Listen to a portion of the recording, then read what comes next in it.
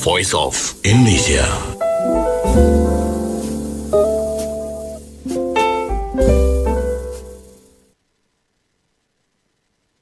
Voice of Indonesia dari Indonesia untuk dunia. Kita sampai di program Study Abroad Around the World. Kali ini edisi belajar di Tiongkok.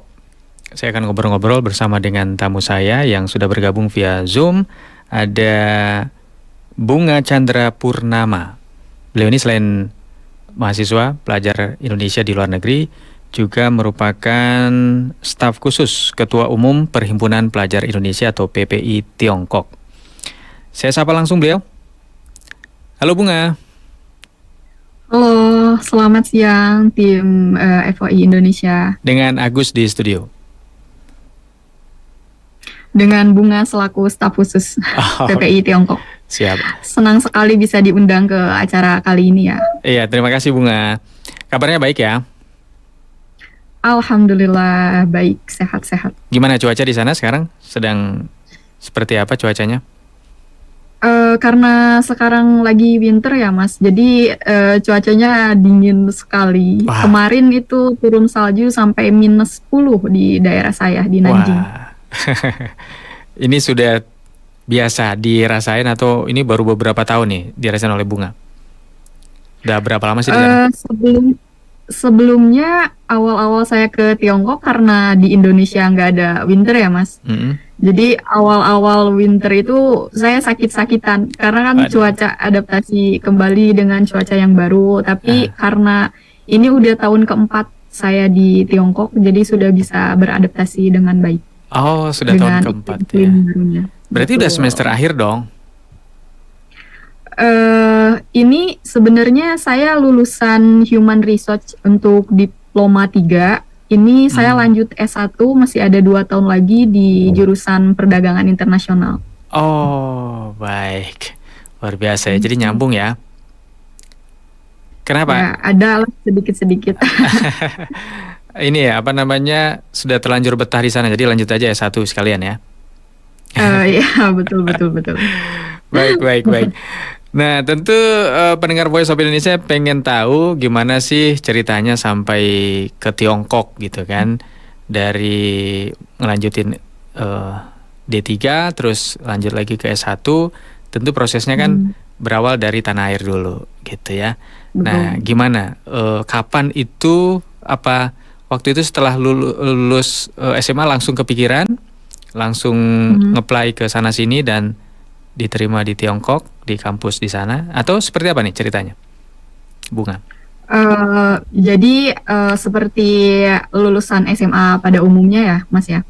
Begitu lulus SMA, sebenarnya saya ada planning kuliah di luar negeri, tapi untuk S2 di planning saya. Dulu tuh cita-cita SMA saya itu pengen masuk ke PTN lah, PTN biasa ya, anak-anak SMA pengen masuk ke universitas yang bagus dengan jurusan yang bagus. Nah, pada saat itu saya punya 2 planning nih. Pertama, saya persiapkan untuk apply di PTN, dan yang kedua, saya iseng-iseng awalnya. Jadi modal cari-cari informasi di internet, kayak website-website sekolah di Cina.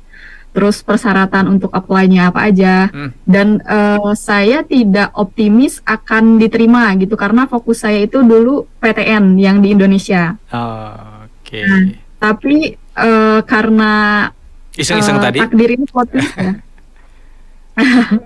Ya iseng-iseng, awalnya dari modal iseng-iseng dan penasaran. Karena plot twist waktu itu saya tertolak di salah satu PTN di Indonesia. Waktu itu saya merasa pas SMA, aduh gimana nih masa depan saya ditolak PTN. Padahal dulu itu, kan masih muda ya. Padahal itu diincar banget gitu ya? Iya, kayak pengen banget, harus banget. Pokoknya kalau nggak ke sana kayaknya masa depan suram. Istilahnya kayak gitu dulu pikiran anak SMA. Seminggu kemudian ditolak, ternyata ada email nih masuk dari salah satu universitas di Cina yang awalnya tadi saya modal coba-coba cari informasi, terus lengkapin persyaratan, keterima. Nah, jadi akhirnya Bunga memutuskan untuk mengambil kuliah yang di Cina ini. Gimana dengan Walaupun jurusannya? dulu tuh Hmm. ya dengan jurusan Human Research. Walaupun dulu sebenarnya kayak apa bener nih anak cewek mau langsung keluar, nggak S2-nya aja, nggak di Indo dulu aja katanya gitu. Eh, Cuman setelah berpikir dan berdiskusi dengan orang tua, akhirnya dengan modal nekat pada saat itu anak SMA ya yang baru 18-19 tahun dan waktu itu nggak hafal sama sekali bahasa Cina, Iya. satu kosakata pun. Jadi Bismillah, terus ya udah saya pergi ke Tiongkok untuk menempuh pendidikan. Oke, itu ngeplay-nya pakai bahasa Inggris? Ngaplanya pakai Oke. bahasa Inggris Bahasa awalnya. Inggris ya? Ya. Oke, tapi ya tentu ada persyaratan harus berbahasa Cina? Bisa berbahasa Eh, Mandarin ya? tidak, Hmm. tidak. Tapi persyaratannya jadi begitu kita sampai di universitasnya, persyaratannya 1 tahun belajar bahasa Mandarin dan kita harus lulus HSK 4. Apa Jadi itu? kan ada level ya ada level 1, 2, 3, 4, 5, 6. Kita minimal harus lulus HSK 4 untuk bisa lanjut ke jurusan. Jadi deg-degan juga Mas sebenarnya. Ini saya dalam waktu 1 tahun bisa nggak ya gitu. Jangan-jangan nanti balik lagi ke Indo kalau nggak lulus nggak bisa masuk jurusan. Iya, iya, iya. Ternyata bisa, alhamdulillah. Gimana tuh? Pasti adaptasinya luar biasa ya. Dari nol sama sekali, zero, terus kemudian bisa berbahasa Mandarin akhirnya dalam 1 tahun. Gimana tuh? Ya betul. Prosesnya kan nggak gampang ya dari mulai nol itu kan? Ya susah. Jadi untuk kelas bahasa ini Bunga kan kalau di kampus Bunga dulu di kota Yangzhou ya, Yangzhou Polytechnic College, Mhm, digabung dengan anak-anak inter yang lain. mhm.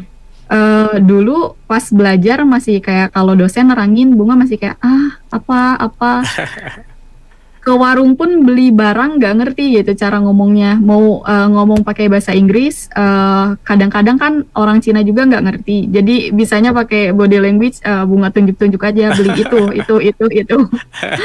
Terus berapanya pakai pakai body language juga berapa gitu. Oke, oke. Awalnya sempat tertekan dan takut juga sih, karena dalam 1 tahun itu kita kayak bertaruh ya, bisa nggak nih gitu. Kalau nggak bisa lanjut ke jurusan. Awalnya sempat tertekan, apalagi kan lihat misalkan teman-teman kita yang sebelumnya udah bisa bahasa Mandarin, terus di kelas aktif, terus ujian nilainya bagus-bagus, tapi dari sana gitu memupuk kemandirian, lebih inisiatif lagi, dan alhamdulillahnya sih bisa beradaptasi dengan baik dan mengejar teman-teman yang lain. Gitu ya. Dan nilai apa namanya tes bahasa Mandarinnya memuaskan dan bisa lanjut ke jurusan ya. Ya alhamdulillah, bisa lah di atas rata-rata lah. Uri langsung seneng banget pasti ya. Senang banget. Karena nggak harus balik lagi ke tanah air kan, lanjut terus. Ya, Nah, ini ya. tentu penuh motivasi, butuh dorongan, support yang luar biasa. Support sistemnya juga harus mendukung ya. Baik yang dari orang tua, keluarga mungkin di tanah air dan juga teman-teman di Betul. sana. Sudah bisa waktu itu dalam setahun itu sudah punya teman-teman sahabat-sahabat di sana ya, Bunga ya. Untuk teman-teman sebenarnya Bunga juga baru ketemu sama teman-teman Indonesia lain ya Mas di daerah yang beda, misalnya di pulau yang beda, kemudian di kota yang beda itu pas datang ke sini ke Tiongkok. Terus lewat mana tuh, jalur mana kenalnya? Nah kebetulan ini kan kita ada perhimpunan pelajar ya Indonesia Tiongkok. Jadi walaupun beda sekolah itu, dulu kan saya aktif di organisasi juga. Karena ikut organisasi ini, terus kita sering kumpul, biasanya weekend atau enggak menyempatkan untuk kumpul. Baik. Entah itu senior-senior yang sudah lebih datang sebelumnya gitu kan. Kayak kasih semangat nih ke adik-adiknya. Terus biasanya kita sharing, masak masakan Indonesia bareng gitu, makan bareng. Dulunya Jadi support sistemnya di PPI. Di PPI itu ya. Dulunya pasti Nah, betul. bantolan OSIS nih ya. Enggak, saya klub dulu. Oh, klub. Ya, oke Bunga. Ini kita lebih ke spesifik lagi nih. Dapat apa namanya berkuliah di Tiongkok. Tadi nge-apply terus ya mulainya iseng-iseng gitu ya. Terus akhirnya dapat, alhamdulillah ditakdirkan gitu ya, dapat di Tiongkok benar-benar sesuai harapan gitu. Nah itu tuh itu jalur mandiri atau beasiswa? Itu jalur beasiswa. Beasiswa ya? Bunga kebetulan ya pada saat itu dapat beasiswa kampus dari kampusnya. Oh dari kampusnya, bukan dari pemerintah Indonesia? Bukan, dari beasiswa kampus. Oke, nah ini pengalaman buat yang lain mungkin yang baru mau berencana seperti Bunga gitu, nyusul ke sana atau ke negara lain. Apa sih yang harus dipersiapkan? Untuk yang pertama mungkin ya di luar persyaratan material apa aja, mungkin kalau dari Bunga buat teman-teman nih adik-adik yang mau menempuh pendidikan di Tiongkok, pertama mungkin harus jelas dulu ya, maksudnya niat dan tujuannya. Kenapa nih jadinya saya memutuskan meninggalkan tanah air gitu dan mencoba istilahnya menempuh pendidikan di ranah yang di luar zona nyaman kita gitu, di luar negeri maksudnya. Dan kedua itu biasanya ada persyaratan yang memang persyaratannya ini pasti sama sih seperti apply beasiswa atau kuliah ke luar negeri lainnya, kayak persiapin paspor, visa, biasanya ada studi plan, surat rekomendasi, biasanya kalau anak SMA dari guru-guru SMA begitu. Terus biasanya di sana juga ada kayak motivation letter, tapi ini tergantung kampusnya sih, motivation letter. Terus websitenya mungkin untuk informasi kita harus kayak sering-sering apa ya, maksudnya update, lihat informasinya biar nggak ketinggalan. Untuk persyaratan itu sih menurut Bunga itu kan bisa dipersiapkan ya. Yang lebih sulit itu sih niat kita di awal, terus pas udah datang nanti kan mau gimana. Soalnya susah apa ya, maksudnya struggle di bahasa kadang-kadang itu, dan juga kan budaya, apalagi tempat baru kita harus bisa adaptasi baru. Jadi kalau misalkan kita lupa tujuan kita, terus kayak niat kita, mungkin aja itu kadang-kadang tuh aduh bisa goyah, apa aku balik aja gitu ya ke Indonesia, tapi masa tanggung udah sampai sini gitu. Jadi yang pertama niat dan konsistensi ya.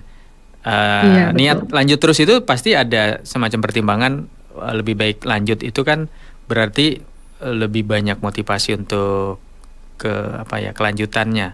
Artinya tidak memutuskan balik ke tanah air. Faktor apa yang paling dirasakan waktu itu? Lanjut dari bahasa ke jurusan apa dari D3 ke S1? Ya dari bahasa ke jurusan, dari D3 ke S1, pasti kan ada pertimbangan lagi nih, gitu kan? Iya. Untuk dari bahasa sebenarnya ke jurusan karena itu plan awal Bunga ya, dan Bunga lihat juga untuk di Asia, maksudnya Tiongkok kan salah satu negara yang berkembangnya pesat ya, tidak hanya di dalam ekonomi.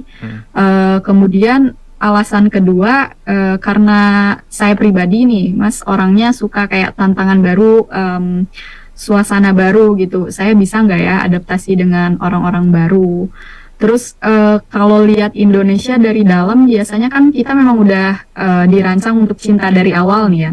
Tapi ketika saya melihatnya dari luar gitu, dari sudut pandang yang berbeda, maksudnya sebagai orang yang melihatnya dari luar bisa melihat sesuatu lebih clear lagi gitu, kayak lebih jelas lagi, dan makin rindu gitu sama tanah air gitu.